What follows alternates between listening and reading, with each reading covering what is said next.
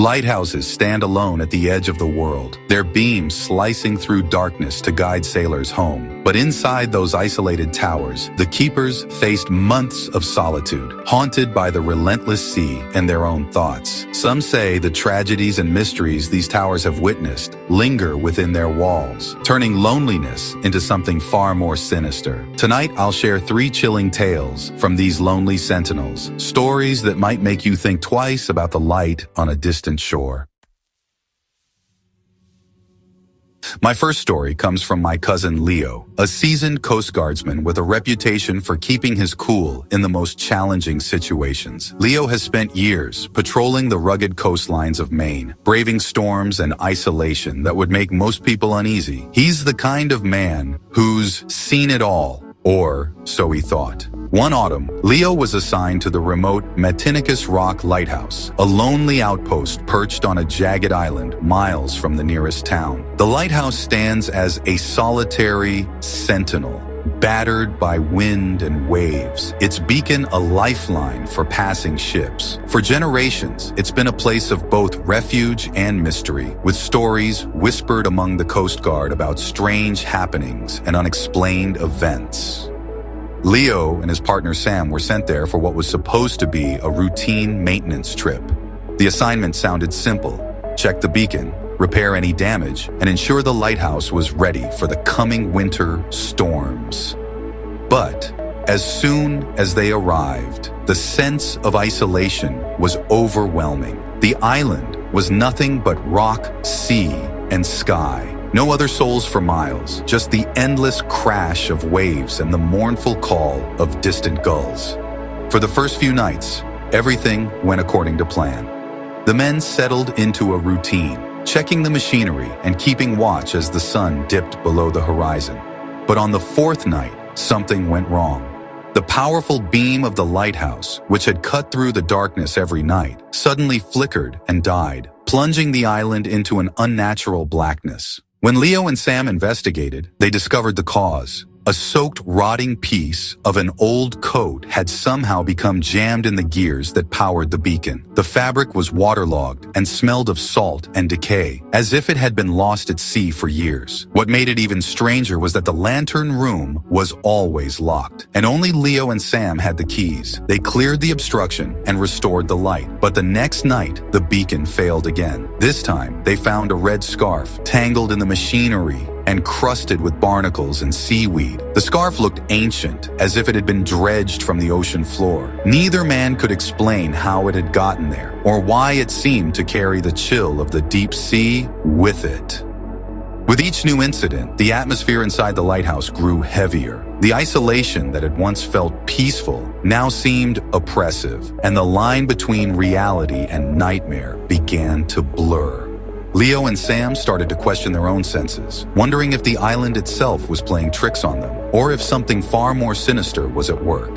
Fearing for their safety, they began to barricade the doors at night, using whatever furniture they could find to block the entrances. But no matter how careful they were, the strange sabotage continued. Each morning brought new evidence that someone, or something, had been inside the lighthouse while they slept. As the days passed, Leo and Sam became convinced they were not alone. Sometimes, in the fog, they would catch glimpses of a shadowy figure moving along the rocks, always just out of reach. The island, once merely remote, now felt haunted by memories, by secrets, and perhaps by something that refused to be forgotten. The sabotage escalated, transforming the lighthouse from a sanctuary into a place of dread. What began as minor malfunctions, flickering lights, jammed gears, soon became deliberate acts of destruction. The keepers could no longer trust the very walls that sheltered them. Every creak and groan of the old structure felt like a warning, a sign that something or someone was working against them. Sam began whispering to empty corners, plagued by voices on the wind and visions of a shadowy figure on the rocks. He would sit for hours, staring into the swirling fog, convinced he saw movement where there should be none. The isolation gnawed at his mind, twisting every sound into a threat. Sometimes he'd jolt awake, certain he'd heard someone calling his name from the darkness outside. Leo watched his friend unravel, sleepless and terrified. He tried to reassure Sam, but the fear was contagious. Leo found himself jumping at shadows, listening for footsteps that never came. The tension between them grew, each man haunted by the sense that they were not alone. The air inside the lighthouse felt heavy, thick with secrets and suspicion. Then, one night, footsteps echoed down the metal stairs, slow, deliberate, coming from the lantern room above. The sound was unmistakable, each step ringing out in the silence. The men held their breath, paralyzed by the realization that the footsteps were not their own. The metallic clang reverberated through the tower, growing louder as the unseen intruder descended. Both men lay frozen, knowing no one else could be there. Their hearts pounded in their chests as they stared at the door, waiting for it to open. The silence that followed was suffocating, broken only by the sound of their own ragged breathing. Neither dared to speak, afraid that even a whisper might draw the intruder closer. The footsteps stopped just outside their door.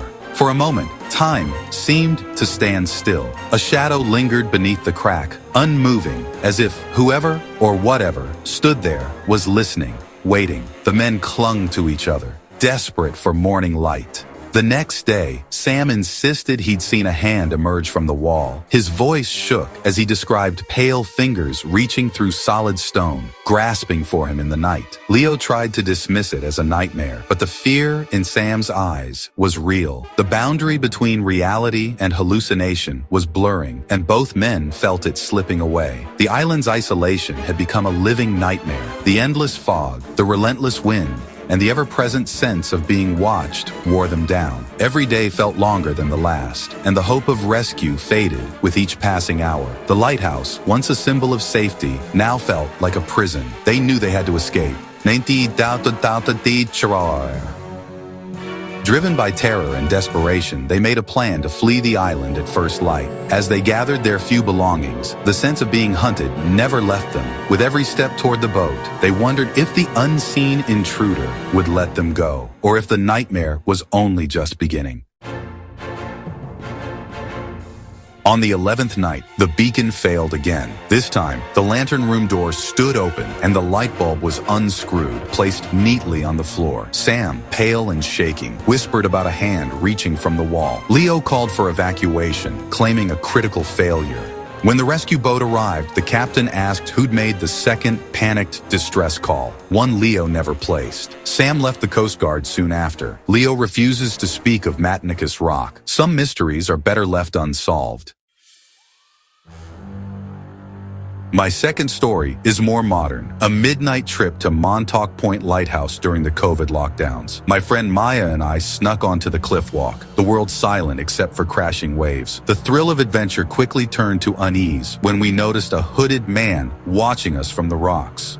We tried to leave, but he followed, silent and persistent. Two more figures appeared, blocking our path. We ran for our lives, barely reaching the car before they caught up, proof that sometimes the real monsters are human. The man offered to sell us stuff, but his tone was menacing. As we hurried away, the three men closed in, grabbing at the car doors and pounding on the windows. We escaped, shaken, leaving them behind in the moonlit parking lot. The lighthouse, once a symbol of safety, became a backdrop for real-world terror. That night, I learned that isolation can attract danger of all kinds. Sometimes, the darkness outside is nothing compared to the threats that walk among us. We never went back. The final story comes from Ian, a seasoned marine inspector with a reputation for handling the most remote and challenging assignments. Ian was no stranger to isolation, but nothing could have prepared him for what he would encounter on this particular job. He was dispatched to a desolate, fog-shrouded lighthouse perched on the wild, rocky coastline of Washington State, a place long abandoned, battered by storms, and rumored to be haunted by the locals. The lighthouse stood alone, its beacon long extinguished, surrounded by swirling mists and the relentless crash of waves below. Ian arrived by boat, the only way to reach the isolated outpost, and as he stepped onto the slippery rocks, he felt the weight of silence pressing in. The air was thick with salt and the scent of moss, and every footstep echoed through the empty corridors. Alone for days, Ian methodically inspected the lighthouse, checking every room and corridor. On the third day, while searching a cramped maintenance closet deep within the structure, he discovered a strange, moss-covered wooden box. The box was old, its surface slick with dampness, and it looked completely out of place. Something that didn't belong in the lighthouse or anywhere nearby. Ian felt a chill as he realized the box was not listed in any inventory or maintenance records. He left the box in the closet, but the next morning, as he made his way up the spiral staircase, he stopped in his tracks. The box had moved. It now sat in the exact center of the stairwell, as if deliberately placed there, waiting for him to find it. Ian's unease grew. He was certain he hadn't touched it since the day before. Determined to find a rational explanation, Ian searched the lighthouse for signs of intruders, but found nothing. Later, while walking along the cliffs outside, he noticed something even stranger, a trail of fresh, wet footprints leading from the churning sea up to the edge of the cliff, then vanishing abruptly, as if the person had simply disappeared into thin air. The prints were too large to be his own, and there were no boats or swimmers in sight. That night, as darkness fell and the wind howled through the empty halls, Ian tried to sleep, but he was jolted awake by a series of sharp, deliberate knocks echoing from inside the thick stone walls. The sound moved from room to room, as if something unseen was searching for him. When dawn finally broke, Ian mustered the courage to check the maintenance closet. The box was gone, vanished without a trace. Shaken and unable to explain the events, Ian radioed for immediate extraction. As the rescue boat approached through the fog, he left the lighthouse behind, never daring to look back. To this day, Ian refuses to speak of what happened in that lonely lighthouse. But those who know him say he was never quite the same after his encounter with the unknown. The fog thickened, and Ian's unease grew. The box reappeared and vanished. Footprints appeared and disappeared, and the lighthouse seemed to breathe with secrets. 3 slow knocks from inside the wall shattered his nerves. Ian waited outside in the fog for hours, refusing to re-enter the tower. Just before rescue arrived, he heard footsteps behind him, soft, deliberate, impossibly close. He never turned around. Some things are best left undisturbed. These stories are just a few whispers from the countless legends that haunt lighthouses. Each tower stands as a battleground between light and darkness, sanity and madness. Whether facing the supernatural, human threats, or the unknown, isolation magnifies every fear. Lighthouses are more than beacons of safety. They're monuments to the mysteries that lurk just beyond the reach of the light. Next time you see a lighthouse, remember the stories its walls could tell. For some, they are beacons of hope. For others, they will always be beacons of fear. If you enjoyed these chilling tales, make sure to subscribe to the channel for more stories that will keep you up at night.